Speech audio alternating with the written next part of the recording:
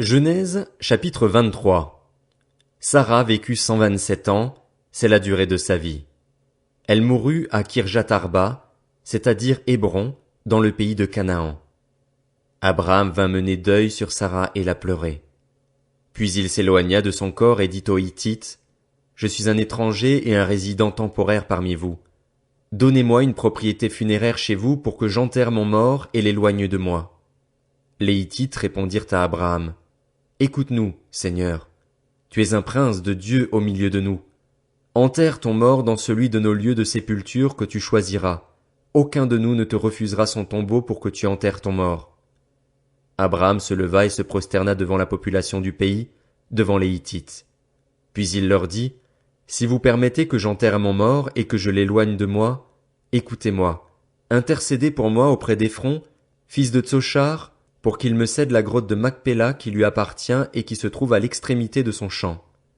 Qu'il me la cède contre sa valeur en argent afin qu'elle me serve de propriété funéraire au milieu de vous. » Or, Éphron était assis parmi les Hittites, et Éphron le Hittite répondit à Abraham, devant les Hittites et tous ceux qui entraient par la porte de sa ville, « Non, mon Seigneur, écoute-moi.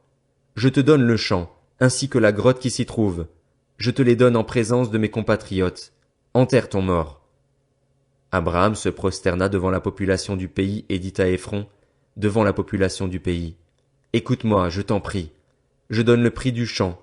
Accepte-le, et j'y enterrerai mon mort. » Éphron répondit à Abraham, « Mon Seigneur, écoute-moi. Une terre de 400 pièces d'argent, qu'est-ce que cela entre nous? Enterre ton mort. » Abraham comprit Éphron et lui pesa la quantité d'argent qu'il avait indiquée devant les Hittites, 400 pièces d'argent d'après le cours en vigueur chez les marchands.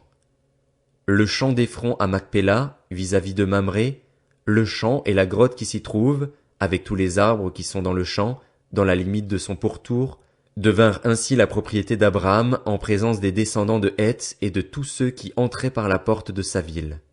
Après cela, Abraham enterra sa femme Sarah dans la grotte du champ de Macpéla vis-à-vis de Mamré, c'est-à-dire Hébron, dans le pays de Canaan.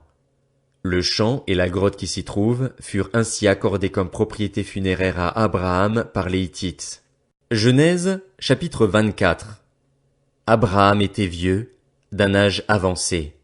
L'Éternel l'avait béni dans tous les domaines. Abraham dit à son plus ancien serviteur, qui était l'intendant de tous ses biens, « Mets ta main sous ma cuisse et je vais te faire jurer au nom de l'Éternel, le Dieu du ciel et le Dieu de la terre, de ne pas prendre pour mon fils une femme parmi les filles des Cananéens au milieu desquels j'habite, mais d'aller prendre une femme pour mon fils Isaac dans mon pays et dans ma patrie. » Le serviteur lui répondit, « Peut-être la femme ne voudra-t-elle pas me suivre dans ce pays-ci? Devrais-je conduire ton fils dans le pays d'où tu es sorti? » Abraham lui dit, « Garde-toi bien d'y conduire mon fils. L'Éternel, le Dieu du ciel, qui m'a fait quitter ma famille et ma patrie, qui m'a parlé et qui m'a juré, je donnerai ce pays à ta descendance, enverra lui-même son ange devant toi. C'est là que tu prendras une femme pour mon fils. Si la femme ne veut pas te suivre, tu seras dégagé du serment que je te fais faire. Seulement, tu n'y conduiras pas mon fils. » Le serviteur mit sa main sous la cuisse de son seigneur Abraham et lui jura de se conformer à ses paroles. Le serviteur prit 10 chameaux parmi ceux de son seigneur et il partit avec tous les biens de son seigneur à sa disposition. Il se leva et se rendit en Mésopotamie dans la ville de Nakor. Il fit reposer les chameaux sur leurs genoux près d'un puits à l'extérieur de la ville. C'était le soir, le moment où les femmes qui vont puiser de l'eau sortent. Il dit, « Éternel, Dieu de mon seigneur Abraham, donne-moi du succès aujourd'hui et fais preuve de bonté envers mon seigneur Abraham. Voici que je me tiens près de la source d'eau, et les filles des habitants de la ville vont sortir pour puiser de l'eau. Que la jeune fille à laquelle je dirai, penche ta cruche pour que je boive, et qui répondra, bois, et je donnerai aussi à boire à tes chameaux, soit celle que tu as destinée à ton serviteur Isaac. Par là je reconnaîtrai que tu fais preuve de bonté envers mon Seigneur. » Il n'avait pas encore fini de parler que Rebecca sortit, sa cruche sur l'épaule. Elle était la fille de Bethuel, fils de Milca, femme de Nakor, le frère d'Abraham. C'était une jeune fille très belle. Elle était vierge, aucun homme n'avait eu de relation avec elle. Elle descendit à la source, remplit sa cruche et remonta. Le serviteur courut à sa rencontre et dit, « Laisse-moi boire un peu d'eau de ta cruche. » Elle répondit, « Bois, mon seigneur, » et s'empressa de descendre sa cruche sur sa main et de lui donner à boire. Quand elle eut fini de lui donner à boire, elle dit, « Je puiserai aussi pour tes chameaux, jusqu'à ce qu'ils aient assez bu. » Elle s'empressa de vider sa cruche dans l'abreuvoir et courut encore au puits pour puiser. Elle puisa pour tous les chameaux. L'homme la regardait sans rien dire, pour voir si l'Éternel faisait réussir son voyage ou non. Quand les chameaux eurent fini de boire, l'homme prit un anneau en or qui pesait 6 grammes, ainsi que 2 bracelets en or qui pesaient 120 grammes pour ses poignets. Puis il dit, « De qui es-tu la fille? Dis-le-moi, je t'en prie. Y a-t-il chez ton père de la place pour passer la nuit? » Elle répondit, « Je suis la fille de Bethuel, le fils de Milca et de Nachor. » Elle lui dit encore, « Il y a de la paille et du fourrage en abondance chez nous, et aussi de la place pour passer la nuit. » Alors l'homme s'inclina et adora l'Éternel en disant, « Béni soit l'Éternel, le Dieu de mon seigneur Abraham, qui n'a pas renoncé à sa bonté et à sa fidélité envers mon seigneur. Moi-même, l'Éternel m'a conduit chez la famille de mon seigneur. » La jeune fille courut raconter cela chez sa mère. Rebecca avait un frère du nom de Laban. Laban courut dehors vers l'homme près de la source. Il avait vu l'anneau et les bracelets au poignet de sa sœur, et il avait entendu sa sœur Rebecca dire, « Voici comment m'a parlé cet homme. » Il vint donc vers cet homme, toujours près des chameaux, vers la source. Il lui dit, « Viens, toi qui es béni de l'Éternel. Pourquoi resterais-tu dehors? J'ai préparé la maison et une place pour les chameaux. » L'homme arriva à la maison. Laban fit décharger les chameaux. Il donna de la paille et du fourrage aux chameaux, ainsi que de l'eau pour laver les pieds de l'homme et de ses compagnons. Puis il lui servit à manger, mais l'homme dit, « Je ne mangerai pas avant d'avoir dit ce que j'ai à dire. »« Parle, dit Laban. » Alors il dit, « Je suis un serviteur d'Abraham. L'Éternel a comblé mon seigneur de bénédictions, si bien qu'il est devenu puissant. Il lui a donné des brebis et des bœufs, de l'argent et de l'or, des serviteurs et des servantes, des chameaux et des ânes. Sarah, la femme de mon seigneur, a donné dans sa vieillesse un fils à mon seigneur, et il lui a fait don de tout ce qu'il possède. Mon seigneur m'a fait prêter serment en disant, « Tu ne prendras pas pour mon fils une femme parmi les filles des Cananéens dont j'habite le pays, mais tu iras prendre une femme pour mon fils dans la famille de mon père et dans mon clan. » J'ai dit à mon seigneur, « Peut-être la femme ne voudra-t-elle pas me suivre? » Il m'a répondu, « L'Éternel devant qui j'ai marché enverra son ange avec toi et fera réussir ton voyage. Tu prendras pour mon fils une femme du clan et de la famille de mon père. Tu seras dégagé du serment que tu me fais quand tu seras allé trouver mon clan. Si on ne te l'accorde pas, tu seras dégagé du serment que tu me fais. Je suis arrivé aujourd'hui à la source et j'ai dit, « Éternel, Dieu de mon seigneur Abraham, si tu veux bien faire réussir le voyage que j'accomplis, voici que je me tiens près de la source d'eau. Que la jeune fille qui sortira pour puiser de l'eau, à qui je dirai, « Laisse-moi boire un peu d'eau de ta cruche » et qui me répondra, « Bois, et je puiserai aussi pour tes chameaux », que cette jeune fille soit la femme que l'Éternel a destinée au fils de mon Seigneur. » Avant que j'aie fini de parler en moi-même, Rebecca est sortie, sa cruche sur l'épaule. Elle est descendue à la source et a puisé de l'eau. Je lui ai dit, « Donne-moi à boire. » Elle s'est empressée de descendre sa cruche de son épaule et a dit, « Bois, et je donnerai aussi à boire à tes chameaux. » J'ai bu et elle a aussi donné à boire à mes chameaux. Je l'ai interrogée en disant, « De qui es-tu la fille? » Elle a répondu, « Je suis la fille de Bethuel, le fils de Nachor et de Milca. » J'ai mis l'anneau à son nez et les bracelets à ses poignets. Puis je me suis incliné et j'ai adoré l'Éternel, j'ai béni l'Éternel, le Dieu de mon seigneur Abraham, qui m'a conduit fidèlement afin que je prenne la fille du frère de mon seigneur pour son fils. Maintenant, si vous voulez faire preuve de bonté et de fidélité envers mon seigneur, déclarez-le-moi. Sinon, dites-le-moi et je m'en irai d'un côté ou de l'autre. Laban et Bethuel répondirent, « C'est de l'Éternel que cela vient. Nous ne pouvons te parler ni en mal ni en bien. Voici Rebecca devant toi, emmène-la en repartant. Qu'elle soit la femme du fils de ton Seigneur, comme l'Éternel l'a dit. » Lorsque le serviteur d'Abraham eut entendu leurs paroles, il se prosterna jusqu'à terre devant l'Éternel. Le serviteur sortit des objets d'argent, des objets d'or et des vêtements qu'il donna à Rebecca.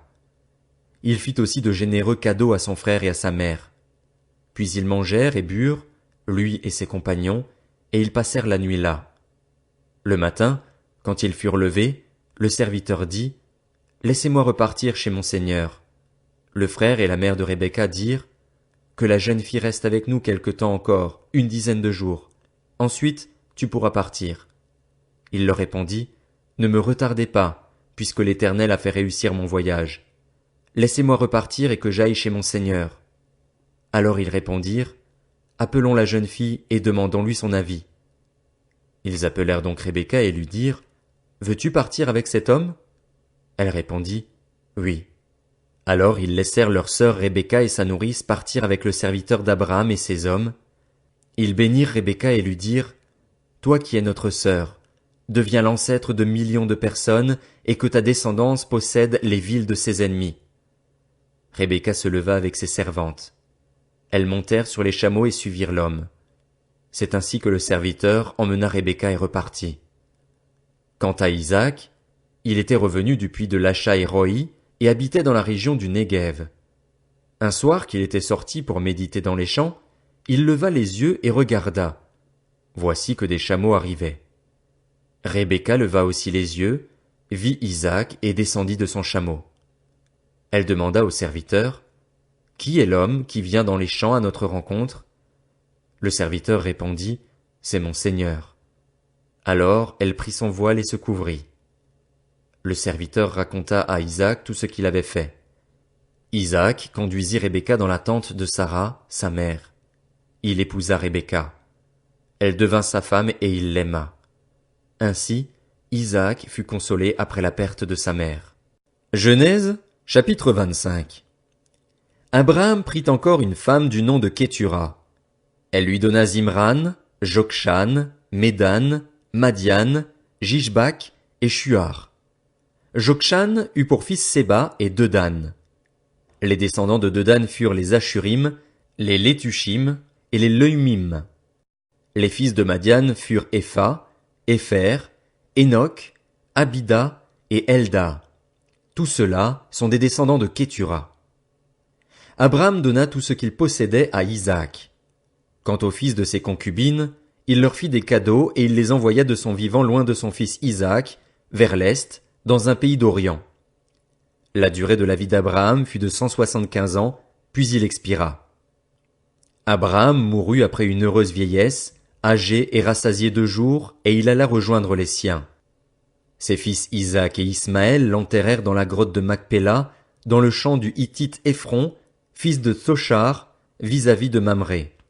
C'était le champ qu'Abraham avait acheté aux Hittites, et c'est là que furent enterrés Abraham et sa femme Sarah. Après la mort d'Abraham, Dieu bénit son fils Isaac. Celui-ci s'installa près du puits de Lachaï-Roi. Voici la lignée d'Ismaël, fils d'Abraham, celui que l'Égyptienne Agar, la servante de Sarah, avait donné à Abraham. Voici le nom des fils d'Ismaël, leurs noms en fonction de leur lignée. Nébajot, son fils aîné, Kédar, Adbil, Mibzam, Mishma, Duma, Massa, Hadad, Théma, Jétur, Naphish et Kedma. Voilà quels furent les fils d'Ismaël avec leurs noms d'après leurs villages et leurs campements. Ils furent les 12 chefs de leur peuple. La durée de la vie d'Ismaël fut de 137 ans, puis il expira. Il mourut et alla rejoindre les siens. Ses descendants habitèrent le territoire situé entre Havila et Shur, qui est en face de l'Égypte, en direction de l'Assyrie. Il s'établit en face de tous ses frères. Voici la lignée d'Isaac, fils d'Abraham. Abraham eut pour fils Isaac. Isaac était âgé de 40 ans quand il prit pour femme Rebecca, qui était la fille de Bethuel, l'araméen de Padan Aram, et la sœur de Laban l'araméen. Isaac supplia l'Éternel pour sa femme, car elle était stérile, et l'Éternel l'exauça, sa femme Rebecca tomba enceinte. Les enfants se heurtaient à l'intérieur d'elle et elle dit, « Si telle est la situation, pourquoi suis-je enceinte ?» Elle alla consulter l'Éternel, et l'Éternel lui dit, « Il y a 2 nations dans ton ventre, et 2 peuples issus de toi se sépareront. Un de ces peuples sera plus fort que l'autre, et le plus grand sera asservi au plus petit. Le moment où elle devait accoucher arriva, et voici qu'il y avait des jumeaux dans son ventre. Le premier sortit roux, et tout couvert de poils, comme un manteau. On l'appela Ésaü. Ensuite sortit son frère, dont la main tenait le talon d'Ésaü. On l'appela Jacob. Isaac était âgé de 60 ans à leur naissance. Ses enfants grandirent. Ésaü devint un habile chasseur, un homme de la campagne, alors que Jacob était un homme tranquille qui restait sous les tentes. Isaac aimait Ésaü parce qu'il lui amenait du gibier, et Rebecca aimait Jacob. Tandis que Jacob faisait cuire un potage, Ésaü revint des champs accablé de fatigue. Ésaü dit à Jacob, « Laisse-moi manger de ce roux, de ce plat roux, car je suis fatigué. » C'est pour cela qu'on a donné à Ésaü le nom d'Édom. Jacob répondit, « Vends-moi aujourd'hui ton droit d'aînesse. » Ésaü répondit, « Je vais mourir, à quoi me sert ce droit d'aînesse ?» Jacob dit, « Jure-le-moi d'abord. » Il le lui jura. Il vendit son droit d'aînesse à Jacob. Alors Jacob donna du pain et du potage de lentilles à Ésaü. Il mangea et but, puis se leva et s'en alla. C'est ainsi qu'Ésaü méprisa le droit d'aînesse.